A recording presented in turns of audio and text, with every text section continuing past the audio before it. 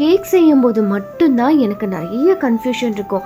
இது எங்கே வைக்கலாம், இங்கே ப்ளேஸ் பண்ணால் நல்லா இருக்குமா, அங்கே ப்ளேஸ் பண்ணால் நல்லா இருக்குமா, இது எப்படி வச்சா எப்படி வரும் அவுட்புட்டு அப்படின்னு சொல்லி யோசிச்சே நான் வந்து நிறைய விஷயங்கள் வந்து பண்ணுவேன். அந்த மாதிரி தான் இந்த கேக்குமே. யூஸ்வலாக ஒரு கஸ்டமர் வந்து ஒரு கேக் பிக்கை கொடுத்துட்டு நீங்கள் இந்த மாதிரி எனக்கு அவுட்புட் பண்ணி கொடுங்கன்னா அது பண்ணுறது ஈஸி. அந்த கேக்கை பார்த்துட்டு அப்படியே அதை தான் அங்கங்கே ப்ளேஸ் பண்ணிட்டா போதும். பட் உங்கள் சாய்ஸையும் இன்க்ளூட் பண்ணிக்கோங்க.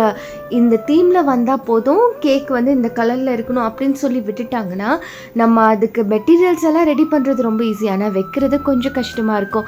அப்படி தான் இந்த கேக்குமே எனக்கு செய்யும்போது அப்படி இருந்தது. அண்ட் லாஸ்ட்டு ஃபைனலாக இந்த குட்டி ஆஸ்ட்ரோநாட்டையும் எங்கே வைக்கன்னு சொல்லி ரொம்ப சுற்றிக்கிட்டே இருந்தேன்.